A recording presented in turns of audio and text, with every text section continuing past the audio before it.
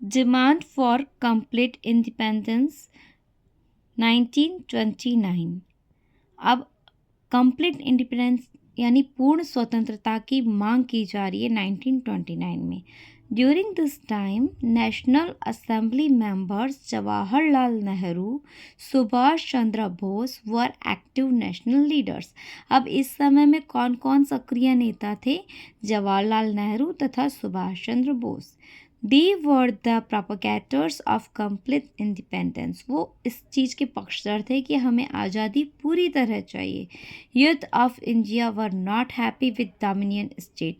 जो भारत का युद्ध है यानी जो जवानों का वर्ग है वो इस बात से पूरी तरह संतुष्ट नहीं है, हैप्पी नहीं है कि सिर्फ डोमिनियन स्टेटस हो, यानी सिर्फ हमारे प्रांत ही स्वराज को भोगे। On the banks of the river Ravi in Lahore, यानी रावी नदी के किनारे लाहौर के भीतर under the leadership of Jawaharlal Nehru ji की लीडरशिप में national assembly passed a resolution of complete independence. जो नेशनल जनरल असेंबली थी उन्होंने एक रिसोल्यूशन पास किया जिसमें कंप्लीट इंडिपेंडेंस की बात की गई थी। After that on 26 January 1930 the members took the auth of complete independence and celebrated independence day. अब देखिए हम आज़ाद नहीं हुए थे उससे पहले ही 26 जनवरी 1930 को जो मेंबर्स थे असेंबली के उन्होंने शपथ ले ली थी और सेलिब्रेट भी कर दिया था इंडिपेंडेंस डे को। सिंस देन उसके बाद जनवरी 26 has become memorable for all of us. उसी समय से हमारे लिए 26 जनवरी याद रखने योग्य था। Independent India has made the Republic day memorable bye implementing the constitution of India on this day. और इसीलिए भारत ने जब आज़ाद हुआ तो रिपब्लिक डे को घोषित कर दिया 26 जनवरी को। आप जानते हैं इस दिन हमारा कॉन्स्टिट्यूशन लागू हुआ था, हालांकि ये बनकर पहले ही तैयार हो गया था किंतु इसे लागू किया गया था 26 जनवरी को। वो इसीलिए किया गया था क्योंकि 26 जनवरी को 1930 में हमने इसे हमारा स्वतंत्रता दिवस घोषित कर दिया था। आइए हम दांडी यात्रा के बारे में बात करते हैं।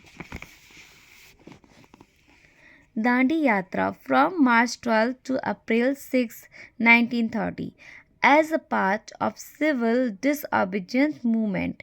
अब आप सभी जानते हैं कि डिसओबीडियंट मूवमेंट यानी कि सविनय अवज्ञा आंदोलन शुरू हो चुका था, तो उसी के भीतर इन्होंने गांधी जी ने ये कार्य किया। तो Gandhi ji decided to go to Dandi village by its sea coast to break the salt law. उन्होंने डिसाइड किया कि वो दांडी विलेज में जाएंगे और सा कोस्ट पे जाकर यानी समुद्र के किनारे पे जाकर वो सालों को ब्रेक कर देंगे, तोड़ देंगे। जो नमक का कानून है वो उसे तोड़ देंगे क्योंकि नमक बनाना ब्रिटिश अधिकारियों के हिसाब से सिर्फ गवर्नमेंट का हक था, उसे आम नागरिक नहीं बना सकता था। उसी के विरोध में गांधी जी ने यह अभियान छेड़ा। On the 11th March evening, in the assembly of thousands of people, the message of Satyagraha was sent।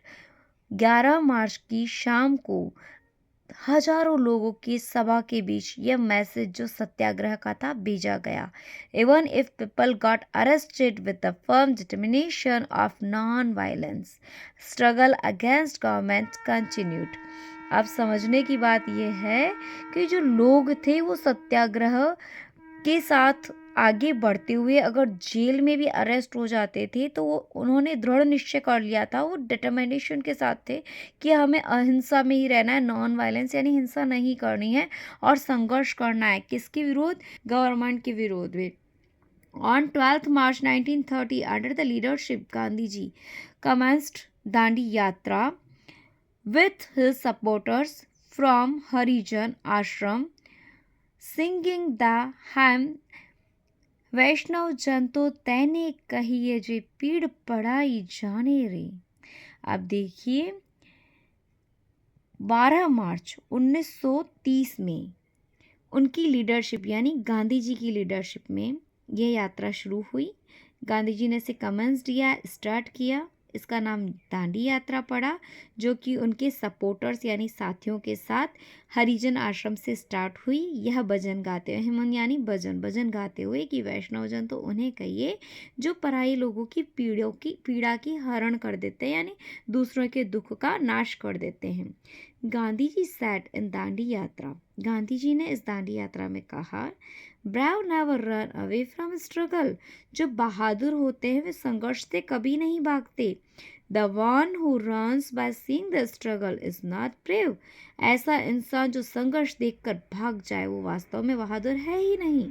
Under the leadership of Gandhi ji, Sarojini Naidu, Mahadev Bhai Desai etc etcetera started Dandi march. अब उन्हीं की लीडरशिप में जो सरोजनी नायडू थी, महादेव बाई देसाई थे, उन्होंने भी, इन सब ने भी क्या स्टार्ट की, दांडी मार्च स्टार्ट की, यानी दांडी यात्रा स्टार्ट की। दिस मार्च वाज 370 किलोमीटर्स, यह लगभग 370 किलोमीटर्स तक यात्रा चली। which included Aslali, Bracha, Nadiyat, Anand, Boravi, Ras, Jabalsar, Bharuch, Surat, Navsari as well as small and large regions. अब इसमें इन सब गांवों का और छोटे मोटे और भी क्षेत्रों का क्या था, इंक्लूडेंस था, यानी ये सब क्षेत्र भी उसमें थे। इतना लंबा उन्होंने पग यात्रा करी थी, पैदल यात्रा करी थी। During Dandi march in this regions, people were expelled the region for civil disobedience movement. अब देखो, यात्रा के दौरान जब ये क्षेत्र बीच में आ रहे थे तो लोगों को समझाया गया कि क्यों वो इस तरह सविनय अवज्ञा आंदोलन कर रहे हैं, क्यों वो डिसऑबिडियंस मूवमेंट कर रहे हैं और क्यों वो ब्रेकिंग यानी तोड़ रहे हैं सॉल्ट लॉ को। गांधी जी टोल्ड एट बाट, अब गांधी जी ने बाट मूवमेंट में कहा, यानी बाट आंदोलन के बीच कहा, I shall die the death of crow and dog, मैं कुत्ते और कौवे की मौत मर सकूंगा। शैल यानी मुझे पता है ये भी हो सकता है, but I will not return, लेकिन मैं वापस नहीं जाऊंगा, टू दिस आश्रम, उस आश्रम पे, विदाउट अटेनिंग पूर्ण स्वराज्य, जब तक कि मैं पूरी तरह स्वराज्य प्राप्त नहीं कर लेता। अर्थात अगर मुझे पूरा स्वराज नहीं मिलता तो मैं लगातार अपनी यात्रा को चालू रखूंगा, चाहे मेरी मौत कौवे या फिर कुत्ते की तरह ही क्यों ना हो, मुझे उससे डर नहीं लगता है। As Dandi March pass through these small and large towns, people used to clean the village roads, decorate their houses with तोरण and shroud conscious for the सत्याग्रह।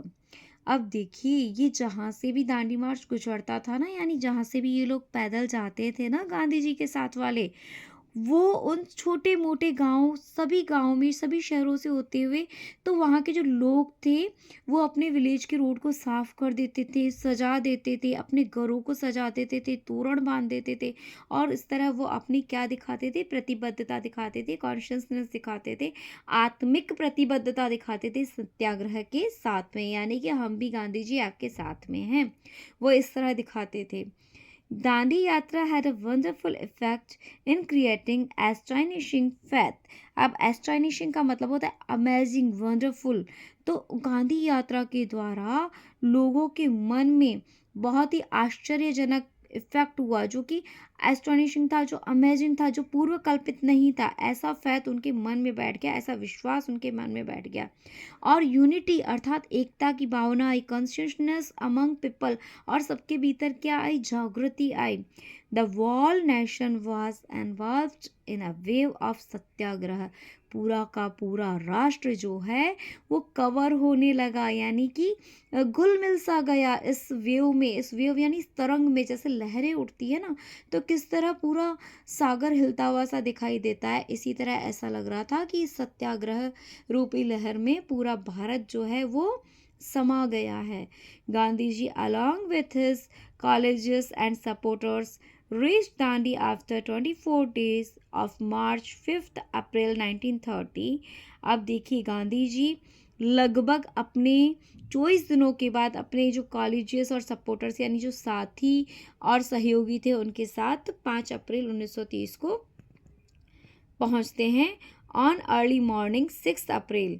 अब वो शाम को पहुंचे थे, तो उन्होंने सुबह दूसरे दिन 6 अप्रैल के दिन 6:30 बजे गांधी जी ने क्या करा, देखिए, Gandhi ji the salt law by picking a handful of salt from the sea coast. अब उन्होंने एक मुट्ठी साल्ट उठाया सी कोस्ट से, समुद्र के तट से। In a loud voice Gandhi ji state, और बड़ी आवाज में गांधी जी ने स्टेट करा, यानी कि कहा, I have broken the salt law, मैंने साल्ट लॉ को यानी नमक कानून को तोड़ दिया है।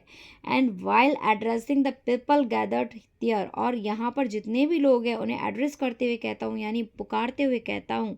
ही अटर्न, अब वो संबोधित करते हैं, आई बाय दिस इवेंट, इस इवेंट के द्वारा मैं am applying salt to foundation of building in the form of British Empire, यानी इसके द्वारा मैं क्या कर रहा हूँ, ब्रिटिश एम्पायर की बिल्डिंग को हिला रहा हूँ, उसमें साल्ट डाल रहा हूँ, यानी ब्रिटिश एम्पायर का जो फाउंडेशन है, जो उसकी रूट्स है, उसमें मैं नमक डाल रहा हूँ। श्री महादेव भाई Desai has renunciation, just a minute. Sri Mahadev Desai has compared this event महाविनिष्क्रमण द ग्रेट रिएक्शन। अब देखिए, जो श्री महादेव भाई देसाई थे, उन्होंने इस मूवमेंट का कंपेयर किससे किया है, महाविनिष्क्रमण से। यानी वह महाविनिष्क्रमण किसे कहते हैं बेटा, जहाँ से आप सब चीज़ छोड़ छुड़ा के निकल जाते हैं। तो इन्होंने, गांधी जी ने भी क्या करा था, अपनी ज़िंदगी को, उसको सुख को छोड़कर और किसकी तरफ, स्ट्रगल की ओर निकल पड़े थे। तो ये एक ग्रेट रिजेक्शन था, एक बहुत बड़ी चीज़ थी। रिजेक्शन यानी अपनी खुशियों को साइड में कर देने वाला मूवमेंट था। अब देखिए, journalist, photographs, writers, historians of India and across the world visited the published report about what we witnessed। अब देखिए, जो बड़े बड़े जर्नलिस्ट थे, फोटोग्राफर्स थे, राइटर थे, इतिहासकार यानी हिस्टोरियंस, इतिहासकार थे इंडिया के, अक्रॉस द वर्ल्ड यानी, और यहाँ तक कि पूरे वर्ल्ड के, उन्होंने इस चीज़ को विजिट किया था और पब्लिश किया था अपनी रिपोर्ट में कि उन्होंने क्या देखा, व्हाट दे विटनेस्ड, वो किस चीज़ के साक्षी है, इन देयर आउन न्यूज़पेपर, उन्होंने अपने न्यूज़पेपर में बताया, एंड बुकलेट्स, और अपनी किताबों में बताया। In this way the Dandi यात्रा विच स्टार्टेड फ्रॉम साबरमती आश्रम on 12 March was nationally acclaimed, achieved in physical competition।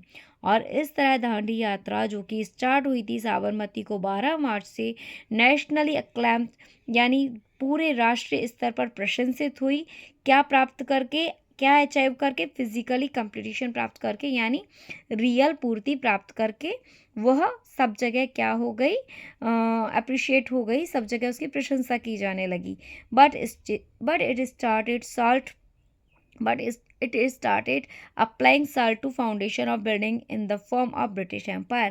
पर इसने शुरुआत कर दी थी ब्रिटिश एम्पायर की जड़ों में नमक भरने की, यानी अब ब्रिटिशर्स को गांधी जी जो है वो कैसे लगने लगे होंगे, खारे लगने लगे होंगे। Civil disobedience movement generated new national consciousness among people of India.